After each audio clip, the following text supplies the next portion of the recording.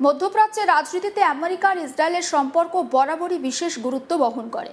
কয়েক দশক ধরে দুদেশের কৌশলগত জোট অঞ্চলটির নিরাপত্তার সংঘাত এবং কূটনৈতিক সমীকরণ নির্ধারণে গুরুত্বপূর্ণ ভূমিকা পালন করেছে। তবে সাম্প্রতিক সময় ইরানকে ঘিরে উত্তেজনা, গাজা যুদ্ধের দীর্ঘমেয়াদী প্রভাব এবং প্রতিবেশী দেশগুলোর সঙ্গে ইসরায়েলের সম্পর্ক নিয়ে নতুন করে প্রশ্ন উঠছে। এমন এক সময় আমেরিকার প্রেসিডেন্ট ডোনাল্ড ট্রাম্পের একটি মন্তব্য আন্তর্জাতিক অঙ্গনে ব্যাপক আলোচনার জন্ম দিয়েছে। এক সংবাদ মাধ্যমকে দেওয়া এক বিস্তৃত সাক্ষাৎকারে ট্রাম্প বলেছেন, ইসরায়েলের প্রধানমন্ত্রী বেঞ্জামিন নেতানিয়াহুর সঙ্গে তার সম্পর্ক অত্যন্ত ঘনিষ্ঠ। তবে একই সঙ্গে তিনি এমন ইঙ্গিতও দিয়েছেন যে অনেক সময় নেতানিয়াহুকে সংযত রাখার দায়িত্ব তাকেই নিতে হয়। ট্রাম্পের ভাষায় নেতানিয়াহুকে তিনি একটু হলেও সঠিক পথে আর স্বাভাবিক রাখতে চেষ্টা করেন। ট্রাম্পের এই মন্তব্য শুধু দুদের নেতার ব্যক্তিগত সম্পর্কের বিষয় নয়, বরং এটি মধ্যপ্রাচ্যের বর্তমান ক্ষমতার ভারসাম্য, আমেরিকার প্রভাব এবং ইসরায়েলের কৌশলগত সিদ্ধান্ত গ্রহণ প্রক্রিয়ার সম্পর্কে একটা গুরুত্বপূর্ণ বার্তা বহন করে।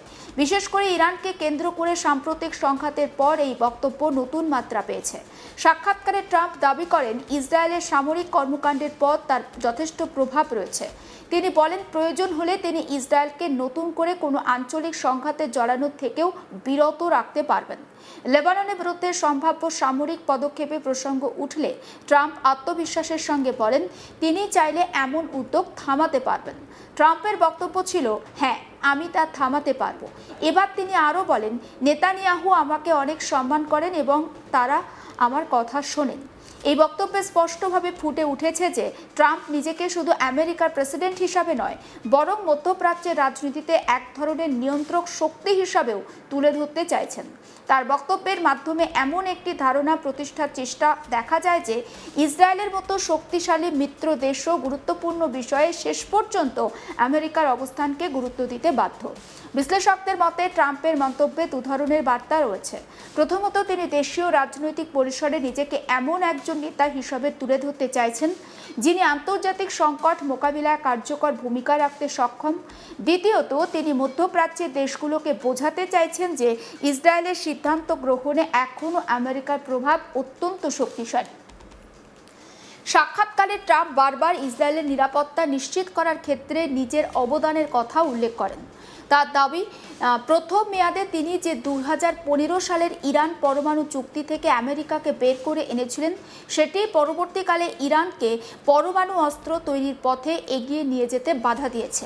ট্রাম্পের মতে এই সিদ্ধান্ত শুধু আমেরিকার স্বার্থ রক্ষা করেনি, বরং ইসরায়েলের নিরাপত্তাও নিশ্চিত করেছে। তিনি দাবি করেন, ইরানের পরমাণু কর্মসূচি নিয়ন্ত্রণে না আনতে পারলে ইসরায়েল ভয়াবহ ঝুঁকির মুখে পড়ত। এই প্রসঙ্গে ট্রাম্প বলেন, ডোনাল্ড ট্রাম্প না থাকলে ইসরায়েল ধ্বংস হয়ে যেত। তিনি আরও দাবি করেন, ইরানের বিরুদ্ধে তার প্রশাসনের নেওয়া কঠোর পদক্ষেপ না থাকলে আজকের বাস্তবতায় ইসরায়েলের অস্তিত্ব হুমকির মুখে পড়তে পারত। ট্রাম্পের এই বক্তব্য নিঃসন্দেহে বিতর্কিত, কারণ মধ্যপ্রাচ্যের জটিল ভূরাজনৈতিক বাস্তবতায় কোনো একক নেতা বা একক সিদ্ধান্তকে ইসরায়েলের অস্তিত্বের একমাত্র রক্ষা কবচ হিসাবে দেখার সুযোগ খুব কম। তবুও ট্রাম্প রাজনৈতিক ভাষণে আত্মপ্রশংসা এবং নিজের ভূমিকা বড় করে তুলে ধরার প্রবণতা তার নতুন কিছু নয়। ইরানের বিরুদ্ধে সাম্প্রতিক সামরিক অভিযানের প্রসঙ্গেও ট্রাম্প নিজের ভূমিকাকে বিশেষভাবে গুরুত্ব দিয়েছেন। তিনি বলেন, অভিযানের সময় নেতানিয়াহুর সঙ্গে তার ঘনিষ্ঠ সমন্বয় ছিল। তবে একই সঙ্গে তিনি জোর দিয়ে বলেন, পুরো অভিযানের মূল শক্তি ছিল আমেরিকা। আমেরিকার সামরিক সক্ষমতার কথা উল্লেখ করে ট্রাম্প বলেন, অস্ত্র আমাদের হাতে, পুরো ব্যবস্থার নিয়ন্ত্রণও আমাদের কাছেই। এই বক্তব্যের মাধ্যমে তিনি মূলত বোঝাতে চেয়েছেন যে মধ্যপ্রাচ্যে সামরিক শক্তির প্রশ্নে আমেরিকার অবস্থান এখনও অপ্রতিদ্বন্দ্বী।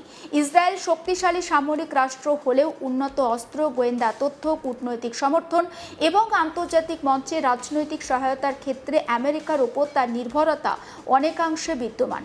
মধ্যপ্রাচ্যের রাজনীতিতে আমেরিকা ও ইসরায়েলের সম্পর্ক দীর্ঘদিনের, কিন্তু সেই সম্পর্ক সবসময় একমুখী ছিল না। বিভিন্ন সময়ে দুদেশের নেতৃত্বের মধ্যে মতপার্থক্যও দেখা গেছে। তবুও কৌশলগত স্বার্থের কারণে জোটটি টিকে গেছে। ট্রাম্প আর নেতানিয়াহুর সম্পর্ক একইভাবে জটিল। একদিকে দুই নেতা রাজনৈতিকভাবে একে অপরের ঘনিষ্ঠ সহযোগী হিসাবে পরিচিত, অন্যদিকে কিছু গুরুত্বপূর্ণ ইস্যুতে তাদের মধ্যে দূরত্ব তৈরি হয়েছে। বিশেষ করে আমেরিকার অভ্যন্তরীণ রাজনৈতিক পরিবর্তন এবং আঞ্চলিক কৌশলগত সিদ্ধান্তগুলো মাঝে মাঝে সম্পর্কের টানাপোড়েনের সৃষ্টি করেছে। তবুও ট্রাম্পের সাম্প্রতিক বক্তব্যে পরিষ্কার যে তিনি এখনও নেতানিয়াহুর ওপর নিজের প্রভাবকে অত্যন্ত গুরুত্বপূর্ণ বলে মনে করেন। তিনি এমন একটি ধারণা তুলে ধরেছেন যেখানে নেতানিয়াহু গুরুত্বপূর্ণ সিদ্ধান্ত নেওয়ার আগে তার অবস্থান বিবেচনা করেন। এই বক্তব্যের আরেকটি তাৎপর্যও রয়েছে। সাম্প্রতিক বছরগুলোতে ইসরায়েলের সামরিক পদক্ষেপ নিয়ে আন্তর্জাতিক মহলে নানা ধরনের সমালোচনা হয়েছে। গাজা, লেবানন এবং ইরানকে কেন্দ্র করে উত্তেজনা বৃদ্ধির ঘটনায় অনেকেই আশঙ্কা করেছেন যে মধ্যপ্রাচ্যে আরও বড় সংঘাতের দিকে যেতে পারে। এমন পরিস্থিতিতে ট্রাম্পের বক্তব্যকে কেউ কেউ ইতিবাচক বার্তা হিসাবে দেখছেন। তাদের মতে যদি আমেরিকা সত্যি ইসরায়েলকে আরও বড় সামরিক অভিযানে যাওয়ার থেকে বিরত রাখতে পারে, তাহলে আঞ্চলিক স্থিতিশীলতা রক্ষায় তা গুরুত্বপূর্ণ ভূমিকা রাখতে পারে। তবে সমালোচকদের ভিন্ন মতও রয়েছে। তারা বলছেন ট্রাম্পের বক্তব্যে কূটনৈতিক বাস্তবতার চেয়ে রাজনৈতিক যে প্ররোচনা তার উপাদান অনেকটাই বেশি। কারণ ইসরায়েলের মতো একটি সার্বভৌম রাষ্ট্রের সিদ্ধান্ত পুরোপুরি অন্য কোনো দেশের নেতার নির্দেশে পরিচালিত হয়, এমন ধারণা বাস্তবতার সঙ্গে পুরোপুরি সামঞ্জস্যপূর্ণ নয়।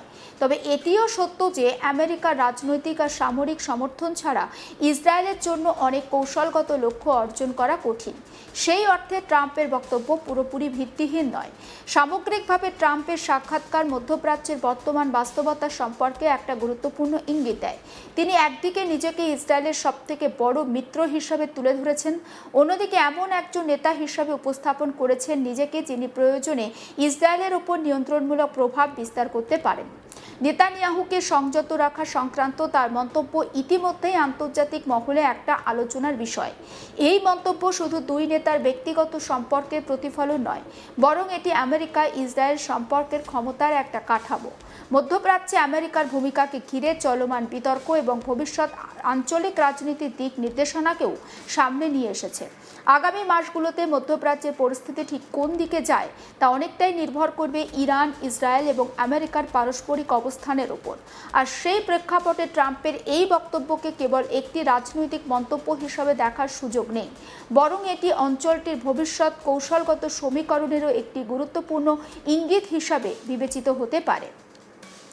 ফ্রান্সে অনুষ্ঠিত আপনারা জানেন যে G7 সম্মেলনের ফাঁকে সাংবাদিকদের সঙ্গে আলাপচারিতায় ট্রাম্প নিজের রাজনৈতিক উত্তরাধিকারের প্রসঙ্গ টেনে বলেন, ইসরায়েলের জন্য তিনি যা করেছেন তা অন্য কোনো ইউএস প্রেসিডেন্ট করার সাহস বা ইচ্ছা দেখাননি। তার মতে মধ্যপ্রাচ্যে ক্ষমতার ভারসাম্য রক্ষার ক্ষেত্রে তার নেওয়া সিদ্ধান্তগুলো ইসরায়েলের বর্তমান অবস্থানকে অনেকটা শক্তিশালী করেছে। ট্রাম্পের এই বক্তব্যের মধ্যেই এখন নিজের কৃতিত্বের যেমন প্রচার তিনি করেছেন, তেমন রয়েছে ইসরায়েলের প্রধানমন্ত্রী বেঞ্জামিন নেতানিয়াহুর প্রতি তার একটি স্পষ্ট বার্তা। দীর্ঘদিনের রাজনৈতিক মিত্র হিসেবে পরিচিত নেতানিয়াহুর সঙ্গে তার সম্পর্ক এখনও ভালো বলেই তিনি দাবি করেছেন। তবে সেই সম্পর্কের উষ্ণতার মধ্যেও তিনি নেতানিয়াহুকে সতর্ক করেছেন।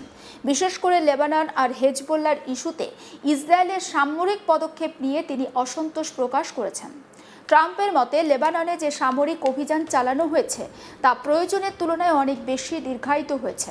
তার বক্তব্য, যদি কোনো অভিযান শুরু করা হয় তাহলে সেটিকে দ্রুত শেষ করতে হয়। দীর্ঘ সময় ধরে সংঘাত চলতে থাকলে তা কেবল আঞ্চলিক অস্থিতিশীলতারই বাড়ায় না, বৃহত্তর কূটনৈতিক প্রচেষ্টাকেও ক্ষতিগ্রস্ত করে। বিশেষ করে ইরানকে কেন্দ্র করে যে নতুন সমঝোতার পরিবেশ তৈরি হয়েছে সেই প্রক্রিয়াকে লেবাননের পরিস্থিতিতে নেতিবাচকভাবে প্রভাব ফেলতে পারে বলেও মনে করেন তিনি। একবার শোনাবো আপনাদের ডোনাল্ড ট্রাম্পের বক্তব্য। Without me, there would be no Israel, because no other president was willing to do what I did. I've had a great relationship with Bibi, but now Bibi has to be more responsible with respect to Lebanon. Lebanon used to be a great country. It was a country where you had professors, doctors, lawyers. The great intellect was in Lebanon. Now it's terrible. I would say of all countries, they've been treated the worst. And they can't defend themselves. And they have Hezbollah, which is a problem for them. এখানে ট্রাম্পের বক্তব্যের রাজনৈতিক তাৎপর্য সবথেকে বেশি, কারণ সাম্প্রতিক সময় ইরানের সঙ্গে সম্পর্ক স্বাভাবিক করার বিষয়ে আমেরিকা কূটনৈতিক উদ্যোগ তাদের নতুন গতি পেয়েছে। সমস্ত আপডেট পৌঁছে দেবো আপনাদের কাছে, নজর রাখুন আজ তাক বাংলায়, সাবস্ক্রাইব করতে ভুলবেন না।